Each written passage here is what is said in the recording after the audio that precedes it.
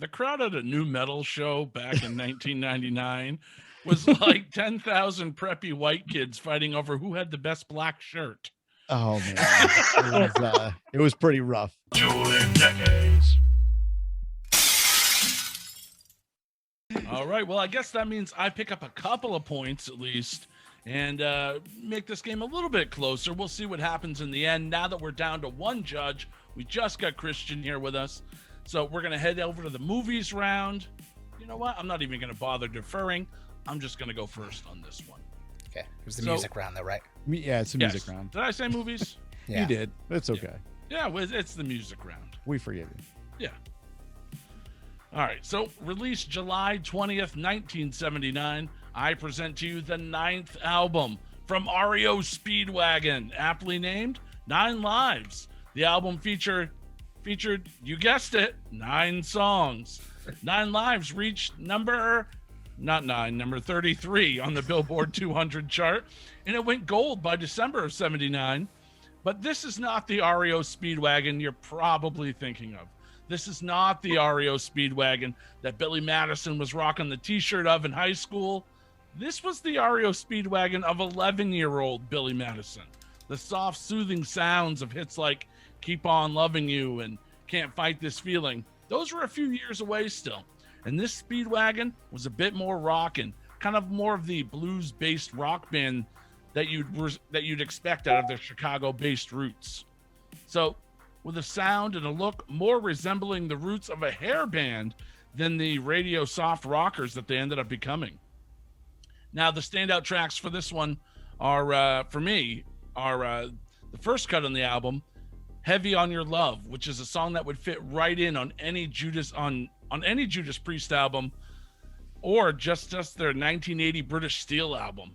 Fantastic cut. And then we have Only the Strong Survive. It's an up-tempo power ballad that could be in any 80s early teen movie. And then the final track on the album, Back on the Road Again, where bassist Bruce Hall jumps on vocals for a track that's very reminiscent of some early Whitesnake. So produced by vocalist Kevin Cronin and lead guitarist Gary Richrath, along with engineer Kevin Beamish. I give you 9 Lives from the fucking Speedwagon, July 20th, 1979. Right. Yeah. All right, Mancrush. What do you have for the music round? All right. Well, since Joe mentioned Pod TV Live before, he said it twice, but I'm going to count that as 1. So here's number 3. If you haven't figured it out yet, you can download the app on your Roku, on your Fire Stick, on your Apple TV. We're also on Pod TV Live, or you can just go to the website, podtv.live, and you'll see us and a bunch of other shows on there. So check that out. But let's do the music round right here. Let's go to July 20th, 1999. And I swear I didn't even know this before Mark said it to begin the episode out. But when you think 1999, this is one of those bands you'd most likely immediately associate with 1999. Not just the band per se, but like the entire genre of music. So let me see if this works. I'll ask Mark and Christian. If I asked you what the official music genre of 1999 was, what would you say, Mark? Nu metal. Okay, what about you, Christian? Yeah, I was gonna say new metal. Motherfucking nu metal. That was easy. I didn't even have to. I was like, they're either gonna say boy bands or nu metal, but yeah, nu metal. I mean, the whole like several year span in the late 90s into the early 2000s just reminds me of going to festivals and seeing like back to back nu metal bands. So this really feels like it represents 1999 pretty well. And on top of that, this band sort of sounds like the lead singer's older brother's band. One slight difference, you might hear a lot more horror influence from his brother's music. And this band leans a little bit towards the science fiction side, maybe. So that might be one little difference between this group and the rest of like the nu metal fodder that we had in the late 90s. Because there were some really good bands and there were some that just like shouldn't have existed, but it is what it is. But that's the period that we had in the late 90s. This album, it did fairly well. It reached number 29 on the Billboard 200. It featured 2 singles, which I'm sure Christian will hear all the time on tour. And you had Nobody's Real, which is a solid song. And then the one that everyone here probably remembers, and that's When Worlds Collide, which was a very popular song on MTV at the time. and was on my workout mix for over 20 years. I don't think I've ever said anything on this show that has made me feel as old as saying that I've had a song on my workout mix for over 20 years. I mean, that's just fucking frightening, but it's true. But anyway, has ever made me feel so fat to admit that I've never had a workout mix. well, Yeah, if you I start, like- you can start with this track. I give you Rob Zombie's little brother, Spider One, who's going to be on tour with Christian and his band. Power Man 5000, their second studio album. Tonight's The Stars Revolt. Wow. Yeah, definitely new metal, man. Definitely. I saw them in concert, not in 99. This was maybe 10 or 12 years after that. And they're a pretty solid band, man. Can't complain with some Talk power, about, man.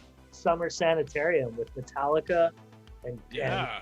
Metallica, System of a Down, those dudes. Who else? I think Korn or Limp Bizkit was on it too. All those shows back then were like, I was just talking over this past weekend. I went to like this fireworks thing with my friends that I used to go to all these shows with, and we were talking about all these like Ozfests that we used to go to back in the day. And we went to an Ozfest at the Meadows in 1999. It was the first time we ever saw Slipknot. Nobody knew who they were. And this band just comes out with like fucking 87 fuckers on stage, just slamming away. And we were like, who the fuck? And it was in this dusty ass field. It was like 100 degrees out, dry as hell. And there was like tornadoes of dust everywhere. And nobody even knew who they were. But the music was just so amazing. And then we got into a fight during Primus, and we were recapping that whole thing, which was on asphalt. Totally fucked up situation. But I'll leave that for another episode. You're fighting over which one was better, pork soda or the seasoned cheese? No, some dude, I don't know what his deal was. He was like in the pit and he kept charging at me, and I kept like throwing him, and he kept falling down. He kept doing it over and over again. And finally, his friend came over to my buddy Anthony and asked Anthony to throw him into some other dude in the pit. So, and Anthony was playing college football at the time, and grabbed this dude by like his belt, just like a dart, and just fucking tosses him at this guy like at 100 miles an hour. And then they all wanted to fight. It was just like, what are you doing? It didn't end well for them. Yeah, the crowd at a new metal show back in 1999 was like 10,000 preppy white kids fighting over who had the best black shirt. Oh man, it was pretty rough. Wow. All right, Joe Findlay, why don't you wrap us up with your pick for the music round? Oh, I'm so glad you saved me for last. I'll preface this by just saying my first, actually, it was, I think it was early 99. I went and saw Korn and Stained in Toronto for the first time. And the opening band was this band called Mindless Self-Indulgence. Oh, I love and I remember they came out and they just said, "We fucking suck," and then they just like rocked, and then everybody just booed them for their entire set. And it was also the first experience I had at a concert where a girl flashed, but she actually turned around to ask me to proofread her chest to make sure that the band would be able to see from our vantage point. And I was like, I don't know, maybe. To proofread. I had something similar happen with the band Amen, except the guy came out and said, "You guys fucking suck," and then he jumped off a speaker and broke his ankle. Dick. Karma wins another one. But now I'm going to go in a completely opposite direction, and I'm going to give you potentially the weirdest single from a Beatle ever, and that's saying something given that they wrote albums on acid.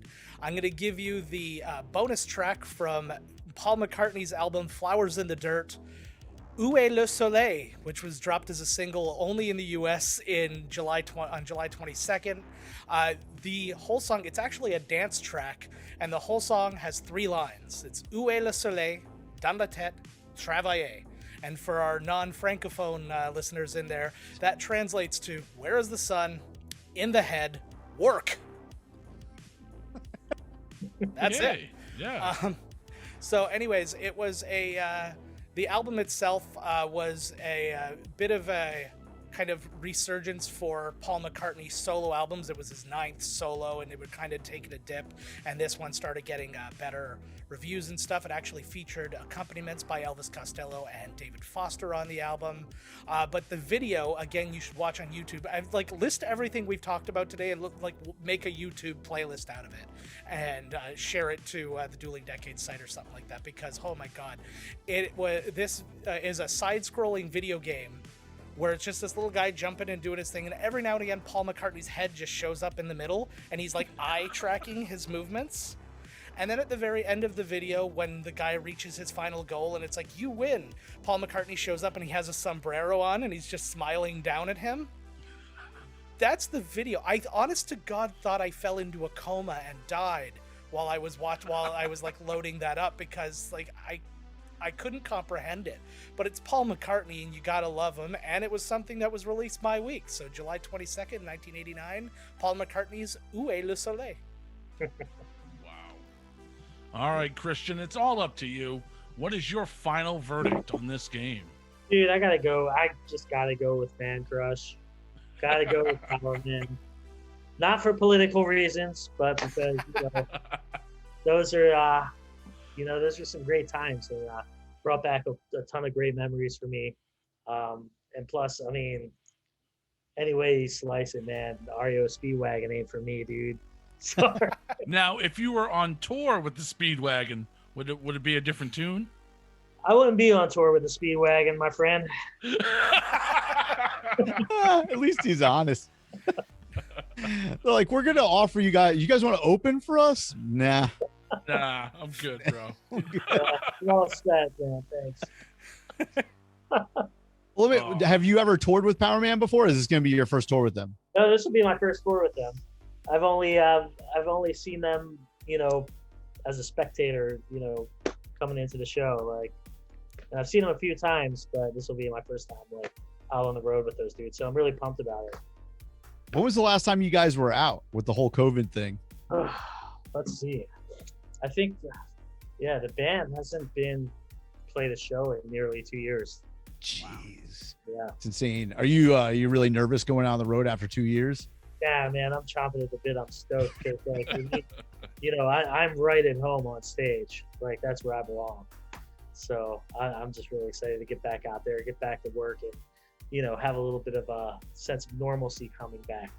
And I think that no shit. The fans are excited too, man. Everybody's ready to get out. As cool as the live streaming concerts are or were for what they are. You have to be there. You have to feel speakers moving air, you know what I mean? Yeah. Absolutely. Yeah. Dude, we went to I think I talked about it with Tom last week. I saw Living Color 2 Fridays ago. Where? And dude, it was at Middletown, New York, in this shitty place called the Orange County Fairgrounds, which is a complete dirt pit. But it was our first show that I had been to in 18 months. And it rained sideways. Literally, I'm not even shitting you. It was like this, and I looked at my wife and I was like, I don't care. I'm staying right here. We're not going anywhere. If we get hit by lightning, we get hit by lightning. We're living it up. And those guys played amazing. Hell yeah, man. Those guys I've always loved that band and respected them, man. They're incredible freaking musicians too. Holy shit, dude. Vernon Reid was going off. The only thing that sucked, it was raining so hard, I felt like they had to cut their set short. Yeah. Because they were starting to get wet, and their equipment was getting wet, and stage the way everything was set up. So they only played 5 songs or so. But dude, those 5 songs, just seeing that was amazing after 18 months. So I can't wait. And then a couple weeks, I'm going to see Soul Asylum. So I can't. Oh, sick. I just want to get back out. I don't give a shit who it is. I told my wife, if it's somewhat close and they're playing a live show, we're going. If it's fucking Barbra Streisand, I will go see fucking Barbra Streisand because I want to see a show so bad. You like Babs? Do a cover. I'm friends with some of the dudes in that band, Candlebox. Remember those guys? Oh yeah, dude. Yeah.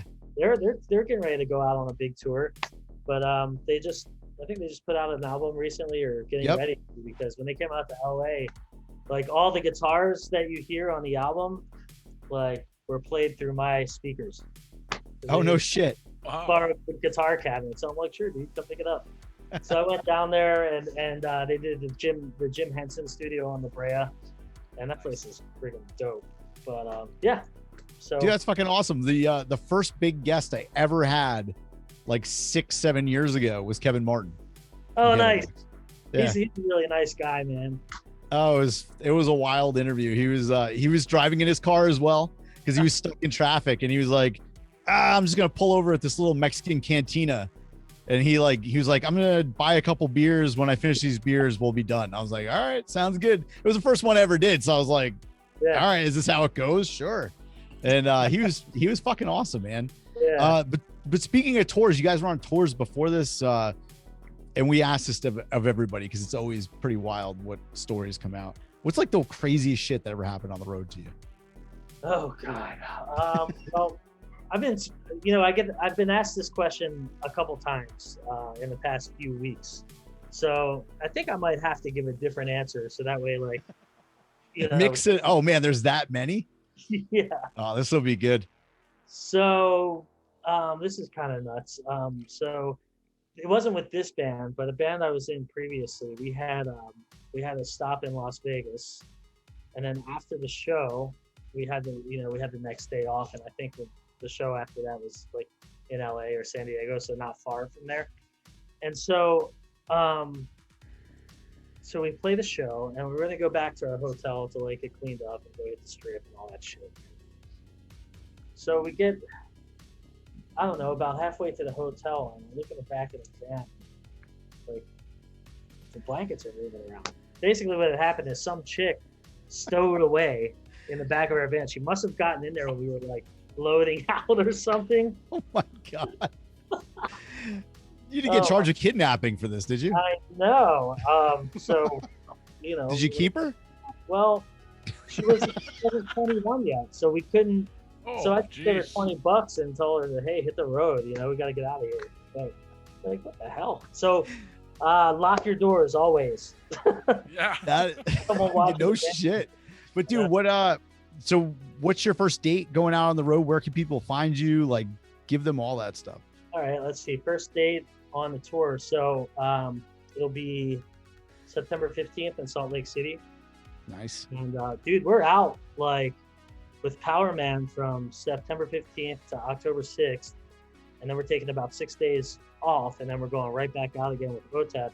And we'll be out with her from October 14th until like the end of November, middle or end of November. So we'll be all over.